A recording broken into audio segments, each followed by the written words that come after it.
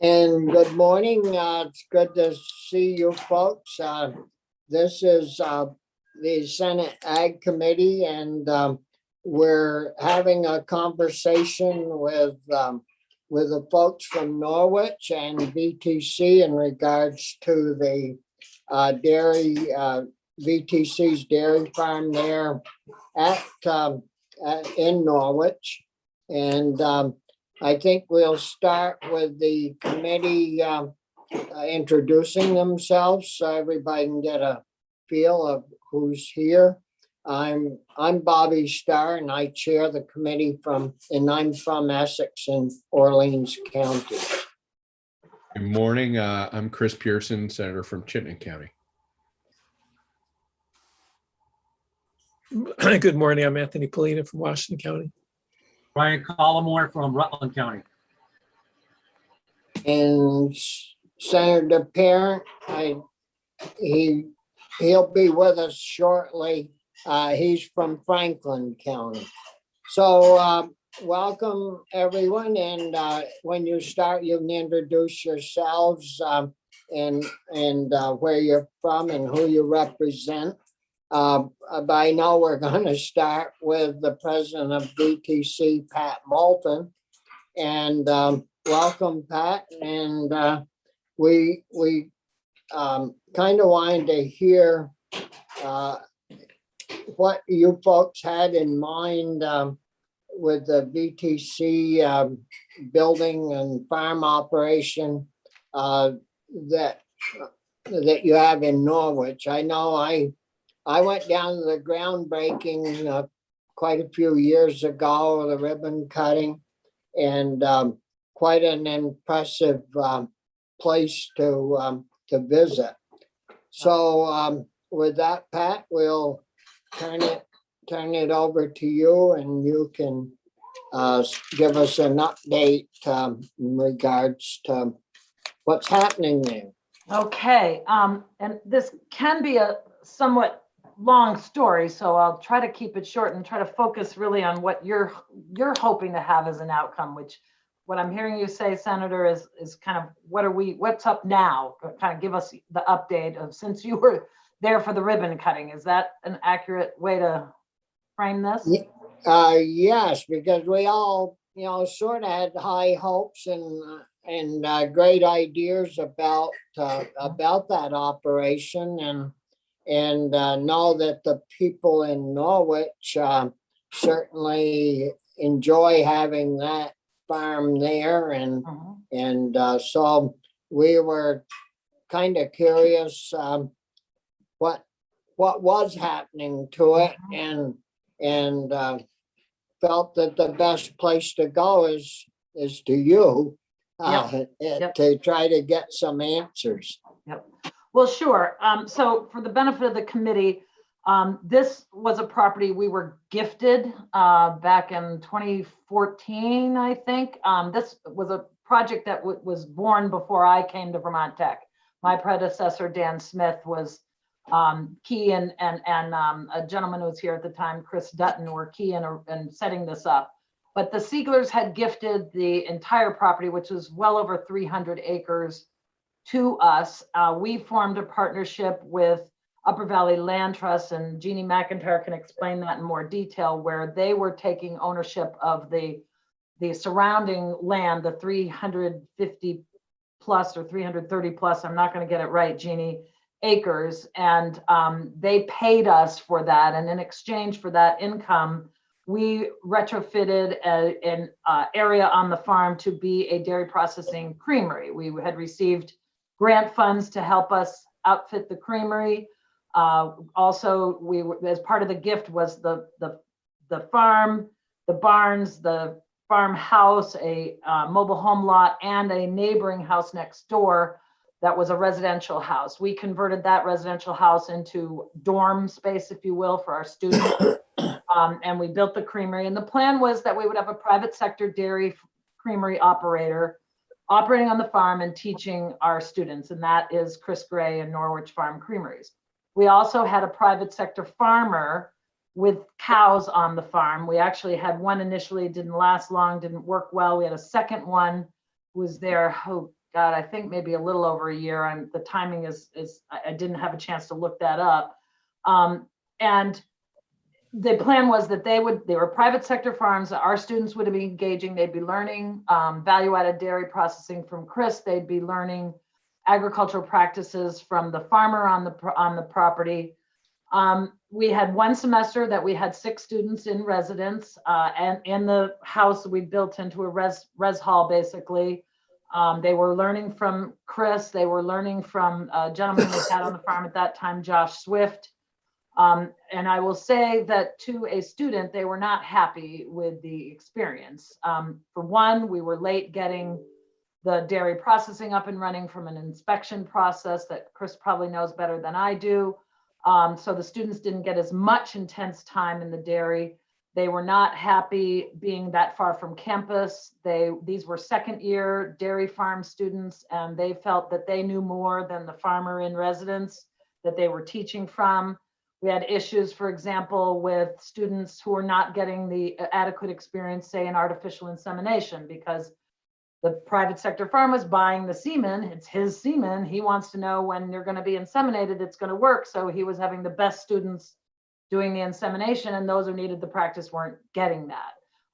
There were other aspects of the operations that we ended up refunding some money. Chris's wife, actually, Laura Brown, served as our residential director there and was doing grocery shopping, et cetera, for the students, which worked out well, but they were feeling they paid too much in their board part of the arrangement. And so we ended up refunding them money. And I had 3 students come to speak to me, were quite impassioned of the 6 we had, saying this just isn't working.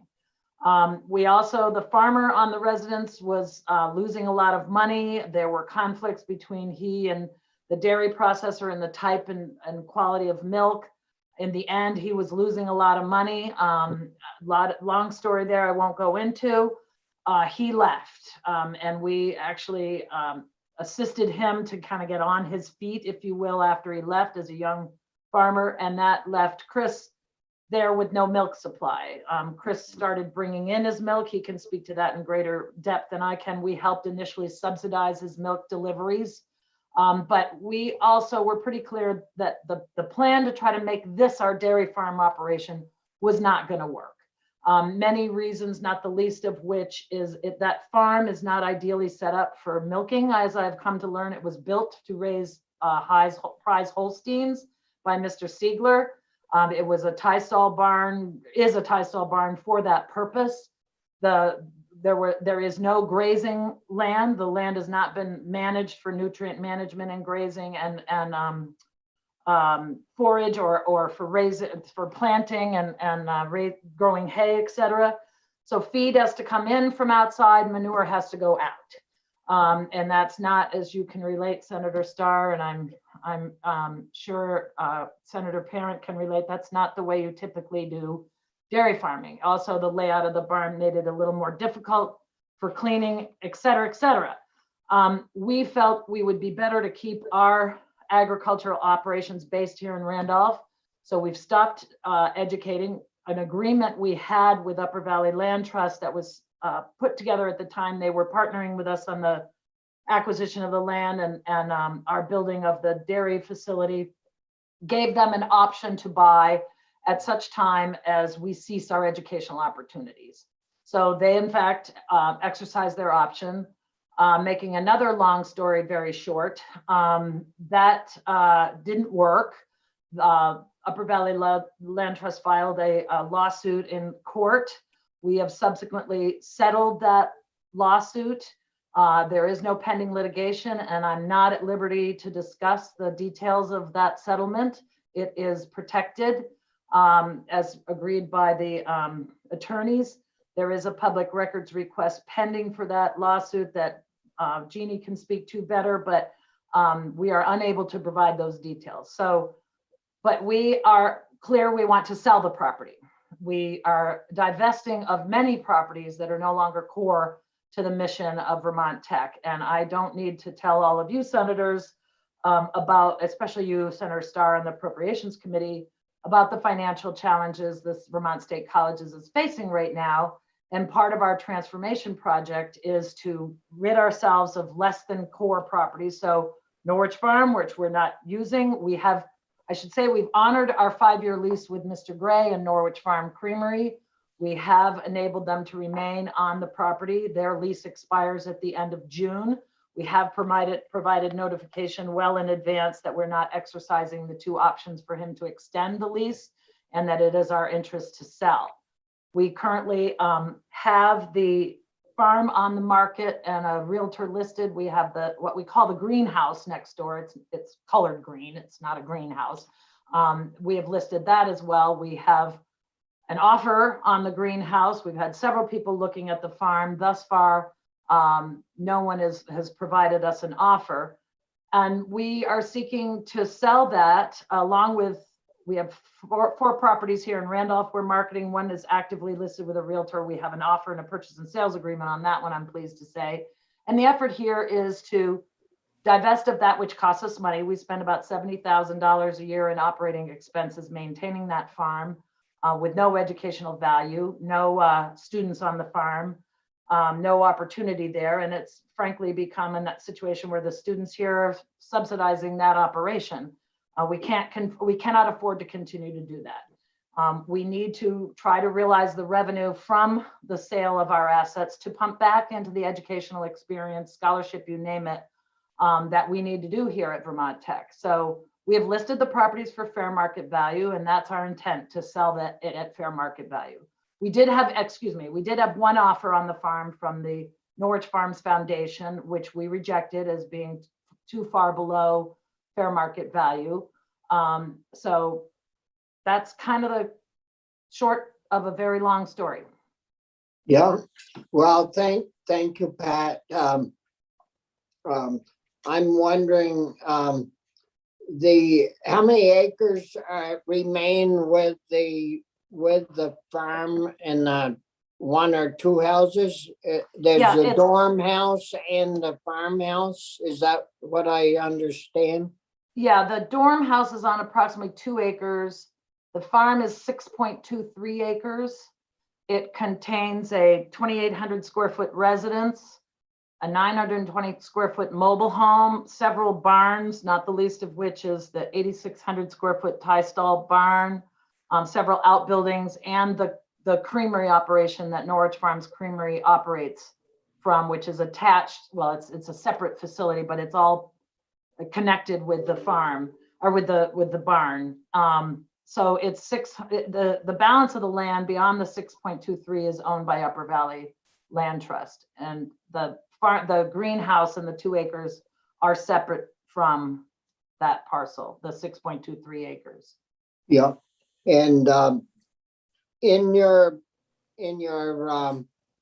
advertisement to sell, is there anything in that sales agreement that I don't know if you put one together because you haven't sold anything yet, but will there be anything in that sales agreement that would keep that farm in some type of an agricultural operation? No, we don't have that as a restriction for purchase. It's not a restriction that the donor provided. There's no deed restriction. It remain in agriculture. There's no gift restriction. It remains in agriculture. And in fact, the Sieglers who still live in Norwich in a recent article indicated they really don't want to get involved in this discussion. I will note that the zoning regulations in Norwich do provide for agricultural use, and housing is a conditional use and it has to be tied to a planned unit development. So there are some fairly significant hoops to jump through if you're going to do something other than agriculture on that property. But it is not, that is not a deed restriction we intend to pass along, as it's not one we currently are operating under. But And I should say there's no cows on the farm now, and there haven't been cows in 3-ish years when Mr. Swift left the operation. So the only animals on the farm might be animals that Mr. Gray is keeping for his own personal use, but there's no commercial dairy or commercial farming operation happening there, and have not been for several years. And if you have 6.23 acres that go with the farm, Mhm. that doesn't count the 2 acres that go with some house. Correct, correct. So, That's so if you've got 6.2 acres that go with the buildings, there can't be a whole lot of land left that could be utilized anyhow. That's If- very if- correct. Yep, yep, that is true. I did send to Linda, and I took off the Vermont Atlas this morning, a photo, an aerial satellite photo, if you'd like to take a look at that. If Linda has it, I don't know if I asked for screen sharing. I don't see that I have it yet, but I'm happy to share that, or Linda can share that with you. It contains the farm parcel. You'll see a relatively amateurishly drawn line because this was taken before the house parcel was a separate parcel. So, but I can show that if you'd like. So, Um, oh, I am Let- co-host now. Okay, I see it. Okay. There it is. So, okay. Let's see. Can you see that? Yep, Okay, so this Yep. this shows you, this is the parcel in question here. I will say this is the mobile home that is part of the property. Not sure, and this is the farmhouse, I think. Somebody can correct me. This is the residential property that we are selling separately. There is a septic easement on this lot for this house. We had to expand the septic to enable it to house up to 12 students was the original plan. And the remainder of the land you see here is owned by Upper Valley Land Trust. But yeah, this, so you're pretty tight on open space. Across the road, nothing there. Jeannie would have to tell me, I apologize, I don't think this is Upper Valley Land Trust land, or it is. No, it is not, right, Jeannie? It is. It Across, is. oh, it is, okay. There is you have to cross the road to access that property, but again, none of this has been paid or managed for growing or any kind of nutrient management for growing or grazing, but that I'm aware Good. of. Yeah. So a person's gonna be pretty limited to what they can do there with that property, as far as I can see. That up there, up toward the house up on that end, it looks like there's a field there, but they're also in that upper left-hand corner of the farm property. It looks like there's something different more to your left, up in that corner of the farm property, Here, right yeah. there. I don't know if that's a wet area because looks like a little brook coming down through. Well, this is my bad attempt at drawing a property boundary. And this is the mobile home that is on the property that was where the resident farmer lived. Yeah, And is technically still available for resident farmer to live. yeah.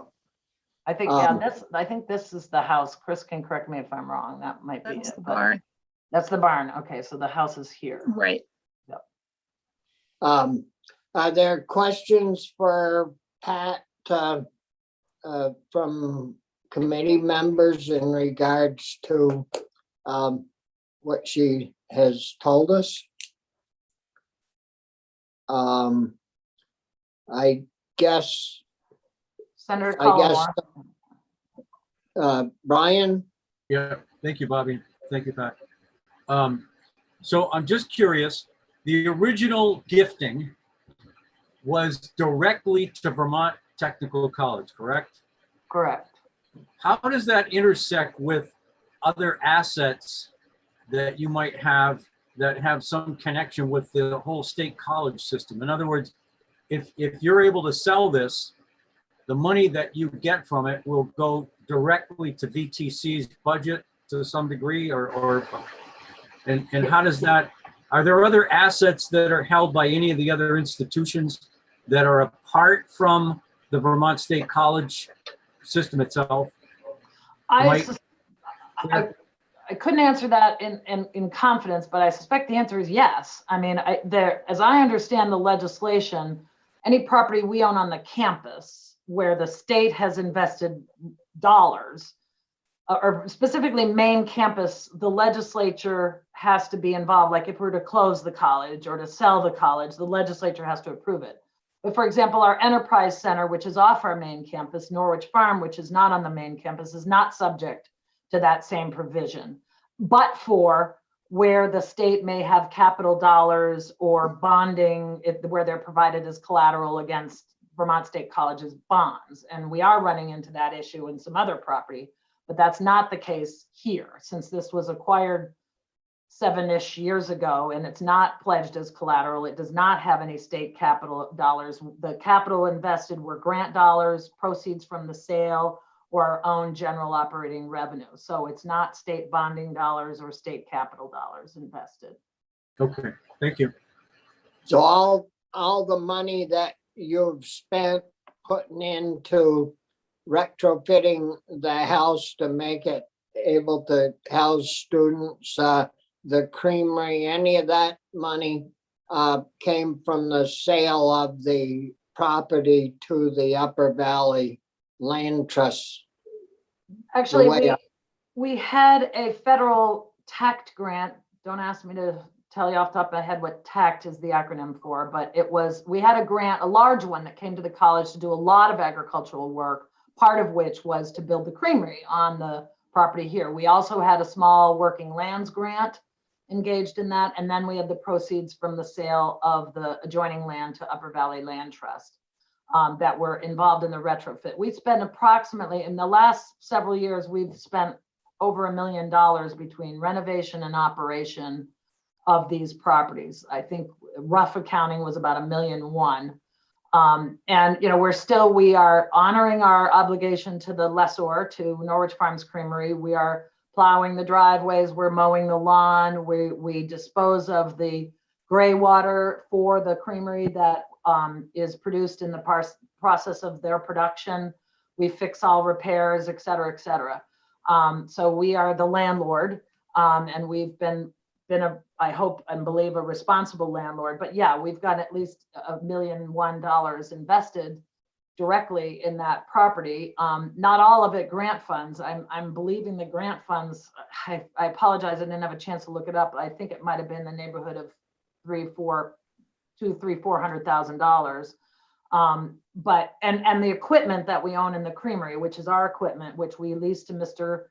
Gray, is bound by that grant agreement from that federal TACT grant, and which indicates that we have to use it for educational purposes. So our plan is, when we sell it, to bring that equipment here to the Randolph Center campus. We have which you're aware of, Senator Starr, and happy to present to the committee, we have a major agriculture and food systems program transformation effort underway as we speak, that we're wrapping up in the next month, looking at how our ag programs here at our Randolph Center campus could be revitalized, given changing nature of dairy, changing nature of agriculture. And it's a phase 2 plan to build the value-added dairy processing here on the Randolph Center campus, which we, for reasons I am not fully aware of, we chose not to do before when we got the Siegler gift. So the plan is to continue to pursue that, but pursue it here on the Randolph campus, where we're walking distance for students, where we have our own farm, et cetera, et cetera. And we're surrounded by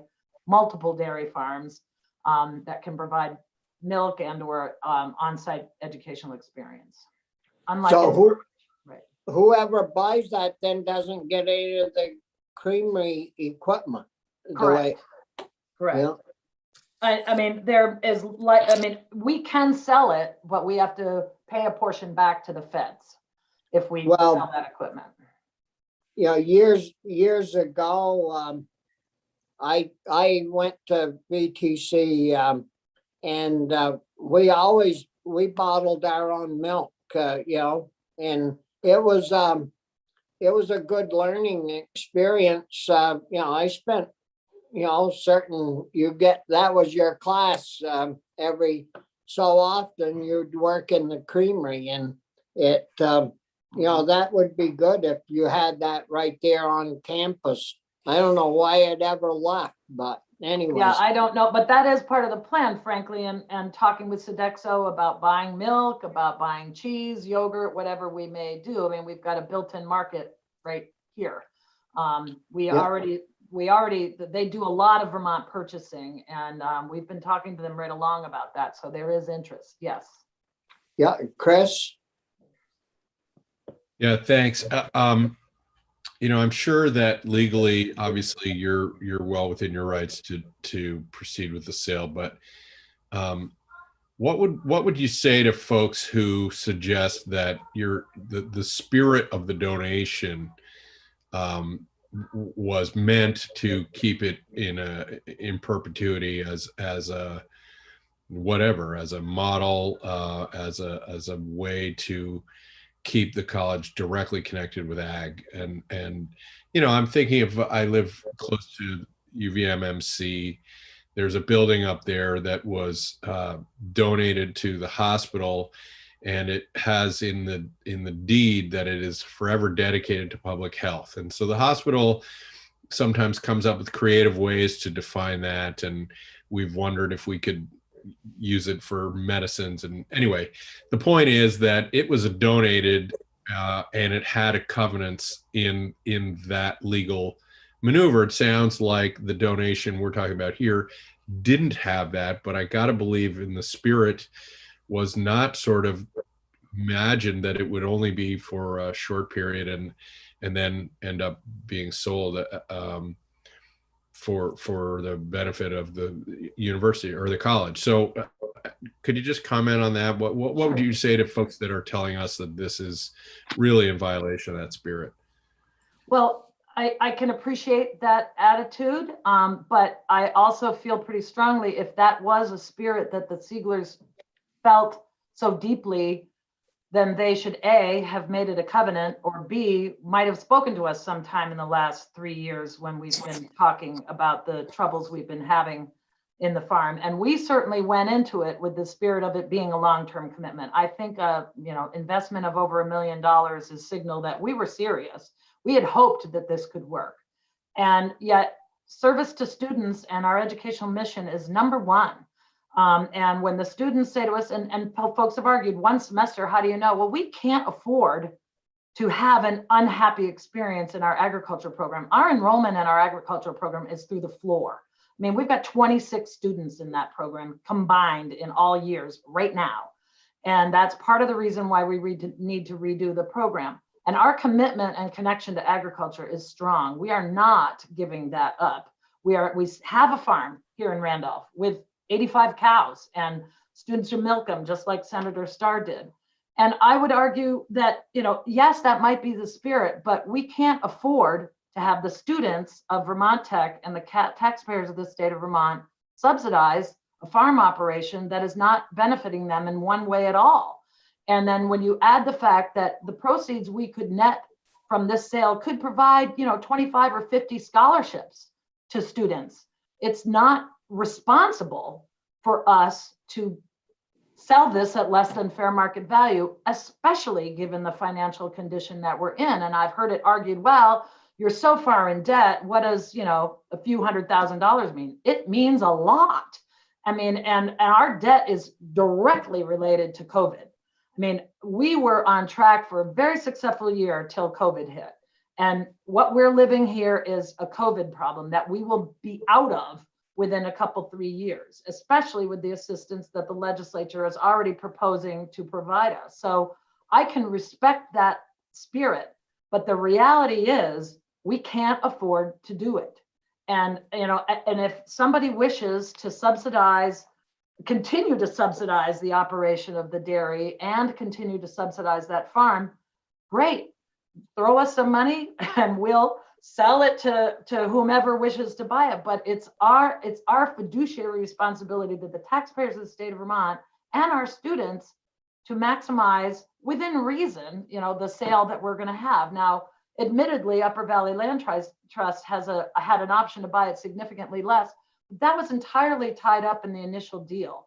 And it was related to all that has already happened. And any other buyer was not part of that agreement or nor part of that process. So should not enjoy the same benefit in terms of a purchase. That's how I would characterize that. Any other questions before we move on? If not, Jenny, yeah, I guess that you're on my schedule next. So welcome, and you're a member of the Upper Valley Land Trust. Right, so I'm Jeannie McIntyre. I'm the president of the Upper Valley Land Trust. That means the CEO. Yeah. We are a regional land conservancy serving 45 towns in the Connecticut River Valley, from Bath, New Hampshire, and Reigate, south to Springfield and Claremont, Charlestown, and over towards Woodstock and east to Grafton, New Hampshire. We hold lots of conservation easements and own about 25 conservation areas that we manage, one of which is Brookmead Conservation Area, which is next door to the property that VTC is selling. Our organization is has been a leader in farmland conservation. We are the first land trust in the country to work directly with USDA on NRCS funded purchase of conservation easements. We've won awards from the New Hampshire Farm Bureau and the New Hampshire Department of Agriculture for our work bringing conservationists and farmers together. I think I'm the only person on this call who was around when the original gift from Mr. Sigler occurred. Oh, excuse me, Chris was in the background. I didn't meet Chris while this was going on. I wasn't aware that Chris was in the background. But I met many, many times with Mr. Sigler over about a year. And also many times with Dan Smith, former BTC president. So I'm very aware of Mr. Sigler's objectives and very respectful of his desire not to become involved in this discussion about what the school should do. I would just observe that Mr. Sigler's the property that is now being sold was owned by a foundation that Mr. Sigler created. It was not that acreage was not in private ownership. Well, it was private foundation. It was a tax exempt private foundation that he created to hold those buildings. And the disposition of those foundation assets was implicated in his choice about how to dispose of them, that those were charitable assets in the sense that they were in this private foundation. So that's something to be aware of when you think about why he might have transferred this property, that portion of his property, to the school. And I think that Mr. Sigler's most significant interests, as I understood them at the time, were in Holstein genetics and Holstein breeding. That's why he built the farm that he built, and in higher education as it pertained to dairy. And when he thought about dairy, he thought of Holstein milk production. That was what he was most excited about. So again, and I'm not speaking for Mr. Sigler, I would just observe that I think the school's proposal to sell the property so that it can invest in dairy education would, in a sustainable way, would be very consistent with what I understood to be the purpose of the gift at the time that it occurred. And I would just flesh out a little bit what Pat referred to as far as the arrangement between the Land Trust and VTC back in 2015.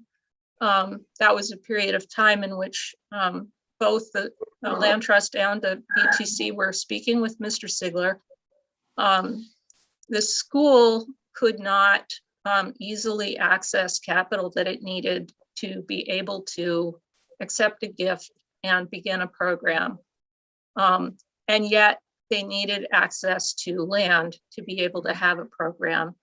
Essentially, the terms that UVLT and the school agreed upon were like a financing arrangement for the school, where UVLT purchased the property, but did not require the school to give up all of its access to the property. And that at the time was something that both partners felt very positively about.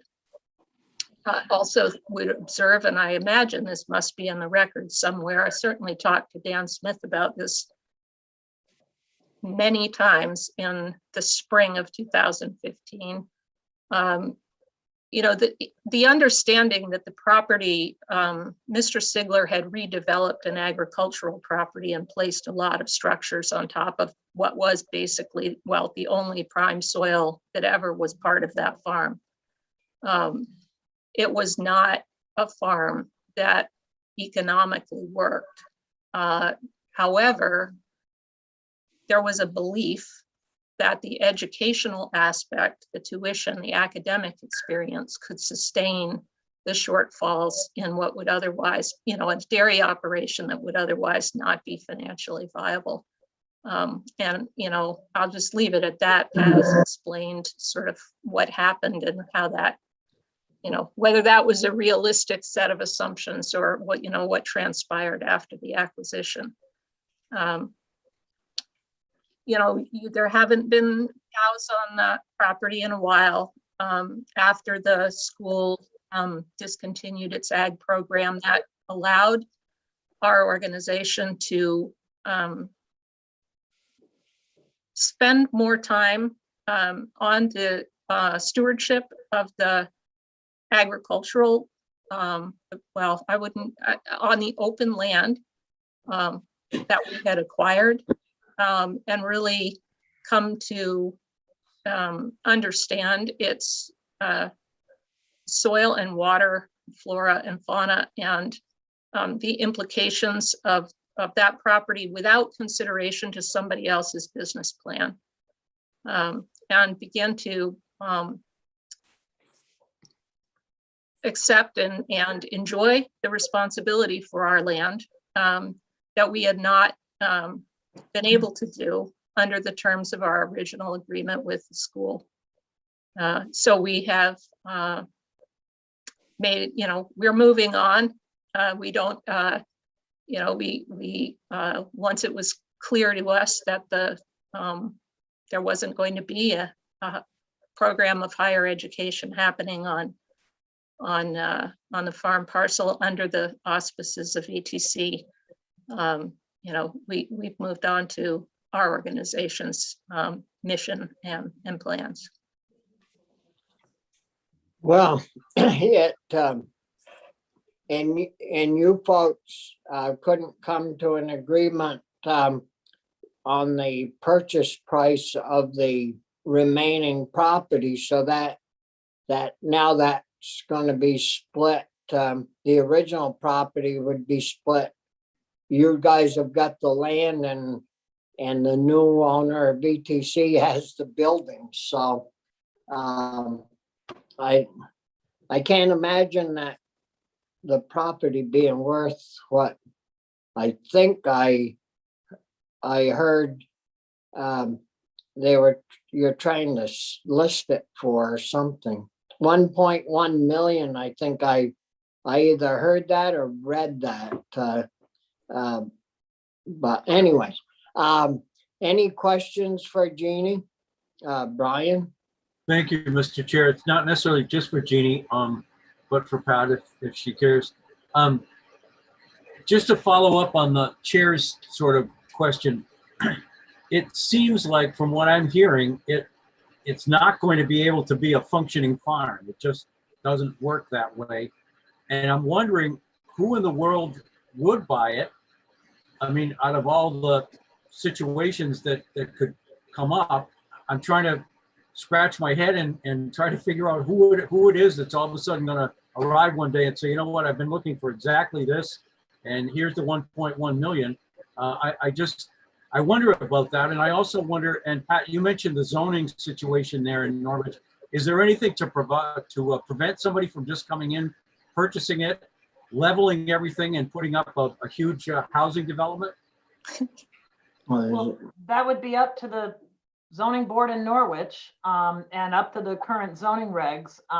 You know, they do enable for the conditional uses of planned use development for housing, and there's a density calculation that I'll admit I did not spend the time going through to know how many houses you could build on there. I will say we've had interest from a couple of people thus far who have looked, who were interested in maintaining some degree of agriculture operation. I know at least one person did speak with Mr. Gray, and that person's no longer interested. And then we apparently have somebody now looking who might have an interest in an agriculture operation. So it's not unheard of.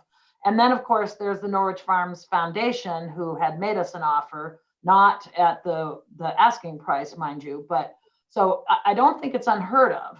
You know, it's not an ideal place to run a dairy farm by any stretch. And my humble non-dairy farmer, but has learned a lot opinion. But you know, that's up to some folks to figure out how to make that work. Yep, Okay. I will just step in to say that I'm aware of the same sort of background level of inquiry that Pat is.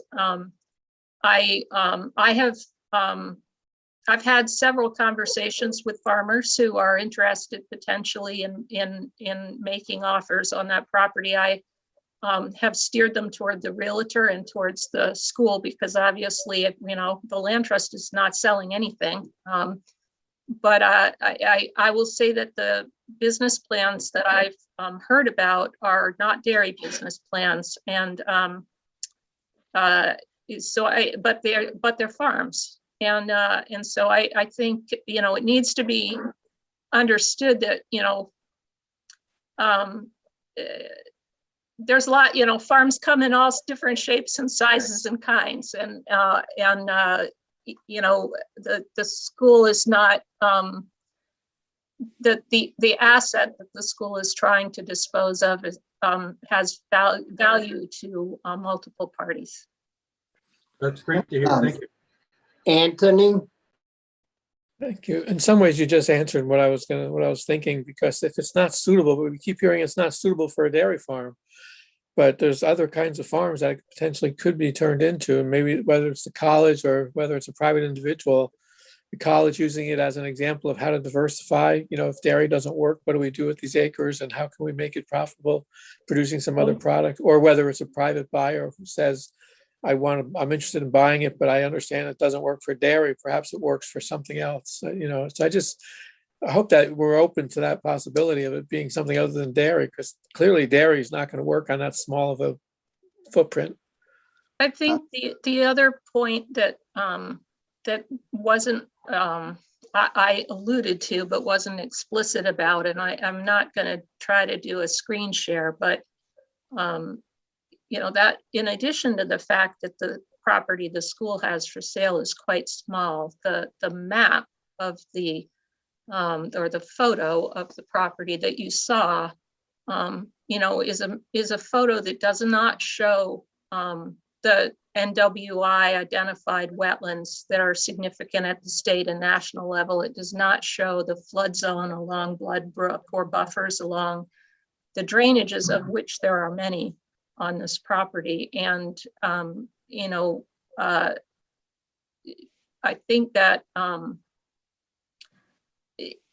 there is historically been dairying on that property long prior to Mr. Sigler, but there also is climate change, and there's also greater awareness about water quality and soil impacts.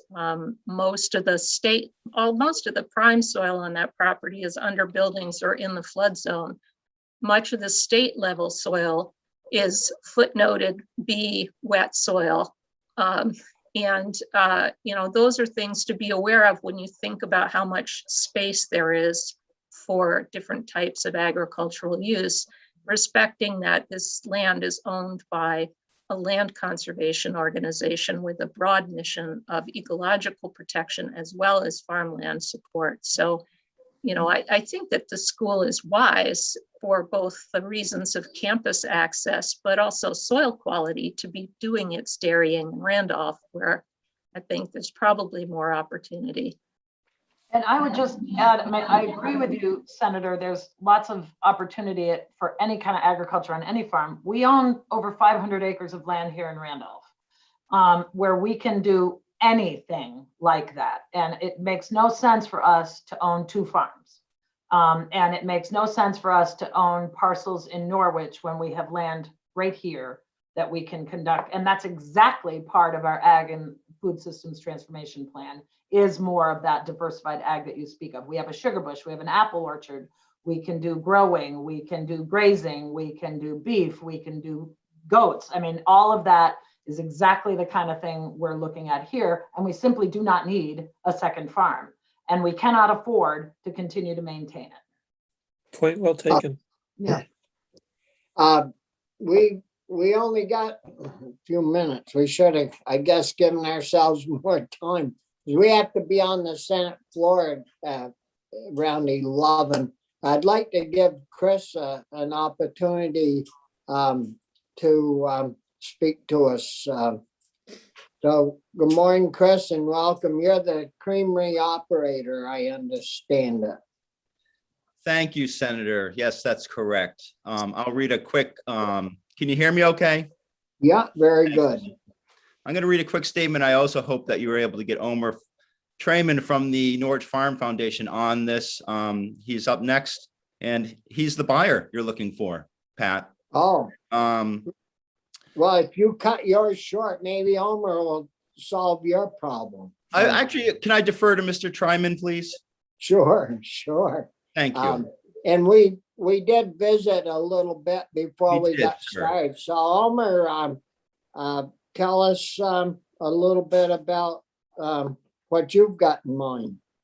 Sure. So my name is Omer Tryman. I'm the treasurer of the Norwich Farm Foundation. I'm representing a group of Norwich residents who submitted an offer to purchase the Norwich Farm property. And we came together as a group really with the goal of maintaining local food security in Norwich and in the Upper Valley, creating affordable farmer housing, preserving the working landscape, and aiming to restore some of the regenerative agriculture that existed in the area.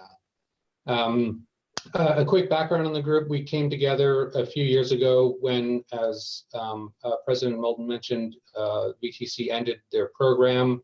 The Upper Valley Land Trust was exploring their option and put out an open call for business plans. So a few of us got together and spent a bunch of time coming up with a plan that at the time we projected could actually produce a sustainable small micro dairy on the property, specifically built around value-added dairy.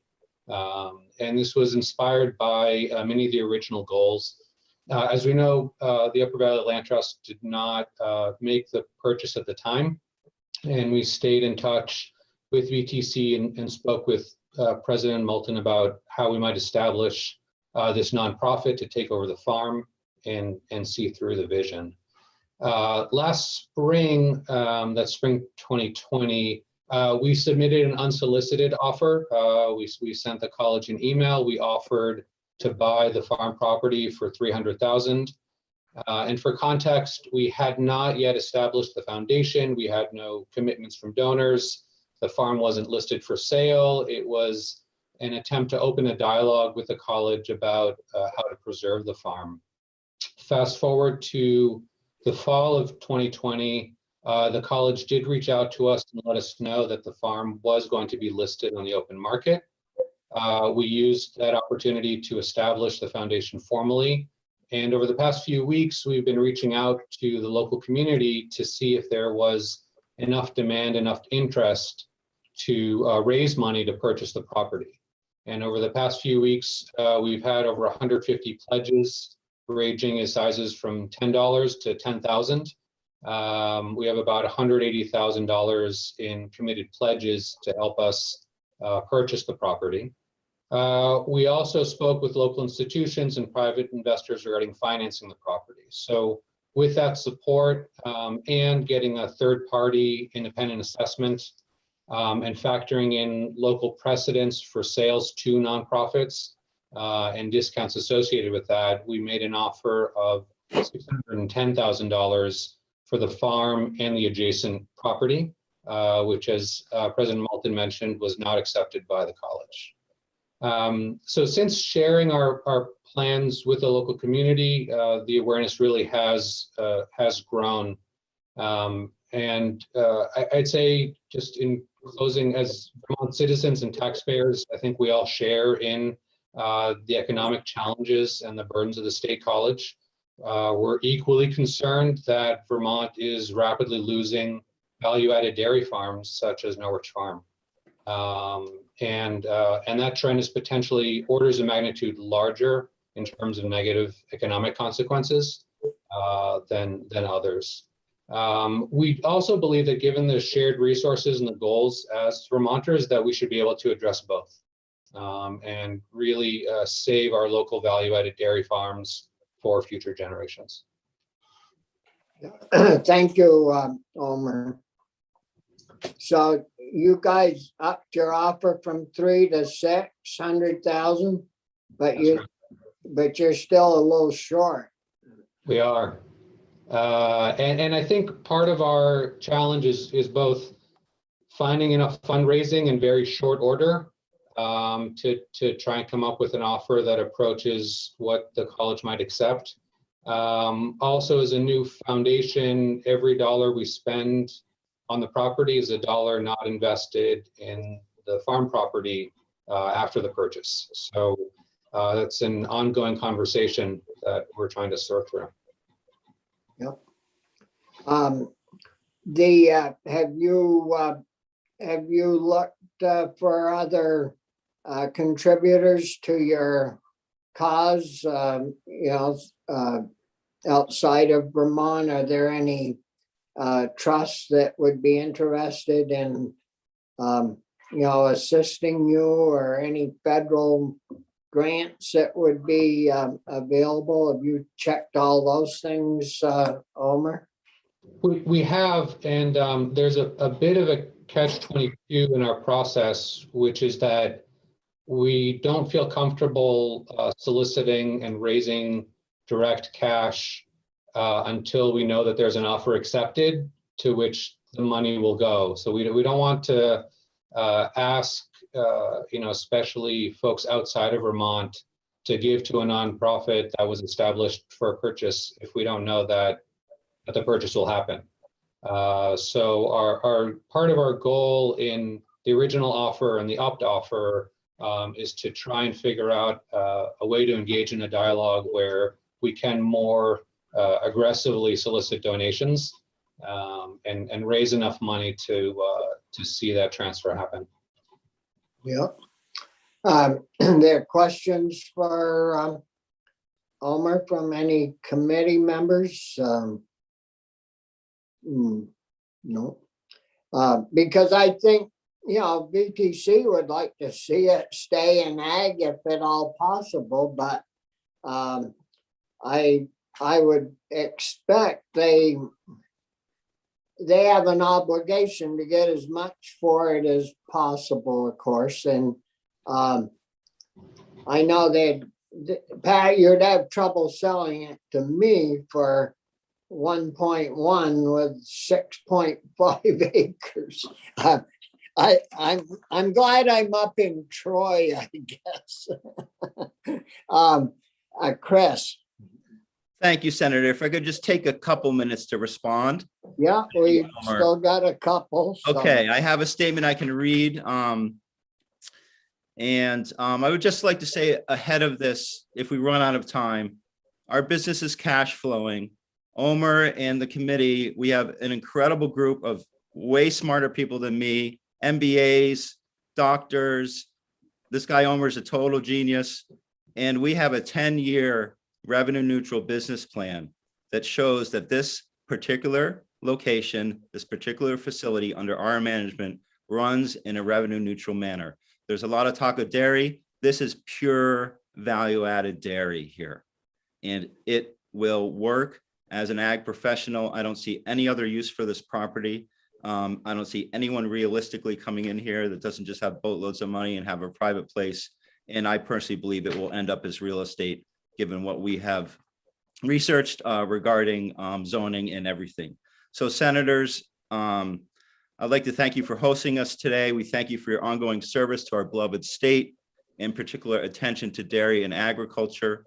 My name is Chris Gray, and together with my wife, Laura Brown, we are owners and operators of Norwich Farm Creamery. We make milk, yogurt, cheese, ice cream.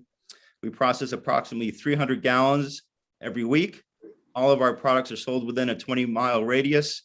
We're turning away customers. Some of our customers are the co-op food stores, King Arthur Flour, Woodstock Farmers Market, and of course, Dan & Witt's. We haul our milk in from Billings Farm because the cows have been taken away from this property. Last year, we increased our business 100%. We're cash flow positive. We have a turnover last year of $250,000. I've been working in value-added dairy in Vermont for 15 years. I'm proficient with everything from raw milk to grade A. We are a grade A inspected facility. In addition to my real-world training, I've studied at VIAC, Sterling College, dairy processing, Cornell, and the University of Wisconsin. Most of my learning, thankfully, has come directly from the Vermont Agency of Agriculture. I would like in particular to thank the dairy section for their incredible work. Now, as you said, Mr. Siegler donated the whole farm together. And if you took a moment to take away all of the boundaries and borders from that photo that was on before, what you'd be looking down on is one whole farm. And that as a whole complete entity was given with the pursuit of value-added dairy in mind. At that time, the community were promised a working value-added dairy farm and education center. This was a generous gift and powerful and included all the infrastructure you'd ever need to run a farm this size. We've been working for the last 5 years to protect this farm. Vermont Tech recruited us here to be their long-term partner, to create and operate a creamery, to teach their students to supply food to the community. We ourselves have put in more than $500,000 in investment into the property and personal investment into surviving this crisis under which we've been for the last 4 years. We've had to incur more than $50,000 in legal bills to maintain our rights here on the property.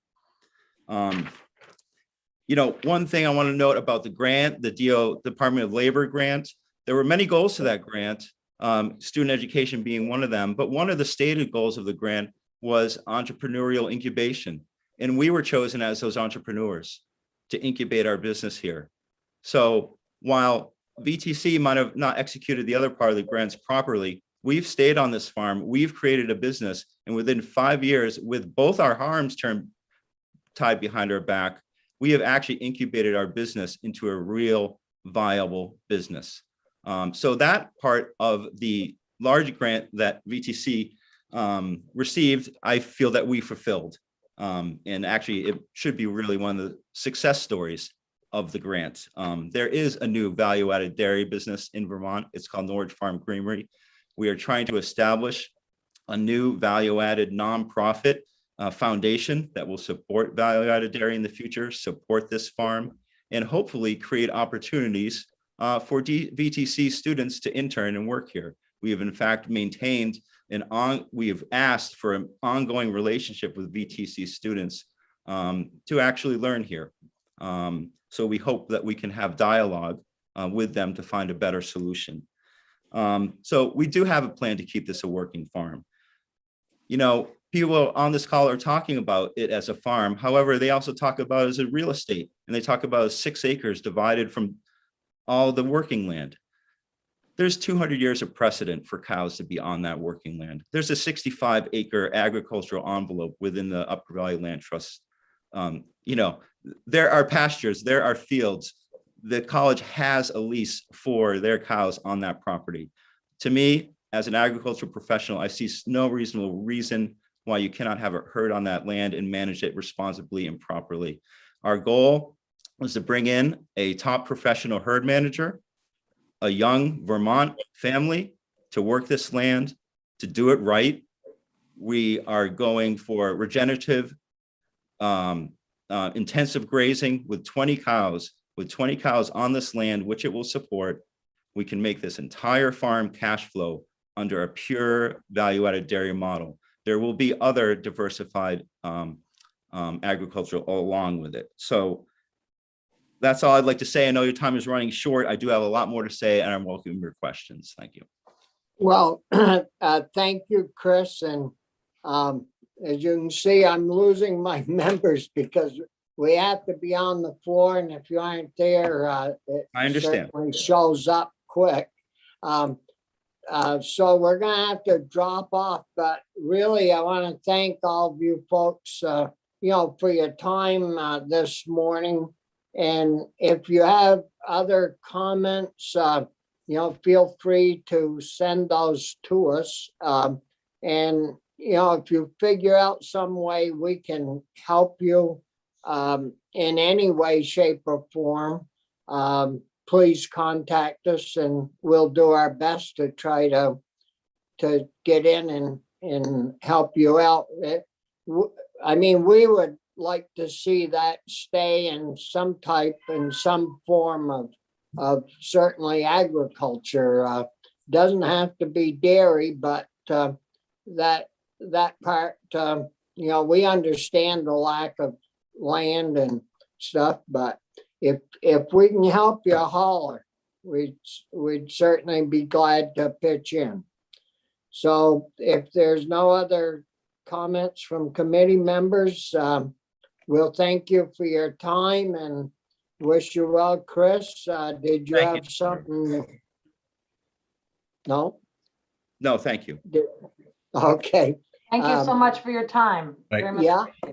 Well, good luck to all of you. I hope you work something out. Thanks. Thank you. Bye.